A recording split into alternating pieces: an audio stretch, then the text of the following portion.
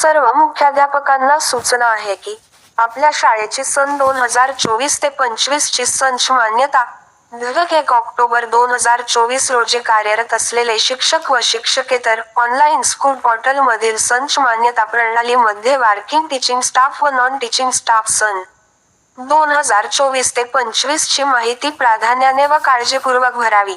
आपल्या शाळेतील माहिती संच मान्यता प्रणालीमध्ये भरताना संच मान्यता पोर्टल लॉग इन केल्यानंतर डाव्या बाजूला होम, स्कूल इन्फॉर्मेशन आणि वर्किंग पोस्ट असे 3 पर्याय दिसतील. यापैकी प्रथम वर्किंग पोस्ट मध्ये वर्किंग स्टाफ टीचिंग वर क्लिक करावे. त्यानंतर प्रथम मीडियम सिलेक्ट करून काळजीपूर्वक माहिती भरून प्रथम अपडेट करावी. अपडेट केल्यानंतर तपासून भरलेले सर्व कार्यरत शिक्षक माहिती अचूक असल्याची खात्री करून फायनलाइज करावी. त्यानंतर वर्किंग स्टाफ नॉन टीचिंग वर क्लिक करून कार्यरत शिक्षकेतर कर्मचारी माहिती भरावी. अपडेट करावी. माहिती अचूक असल्याची खात्री करून नंतरच फायनलाइज करावी. काही शाळांमध्ये शिक्षकेतर कर्मचारी कार्यरत नसल्याने अशा शाळा शिक्षकेतर माहिती भरत नाहीत.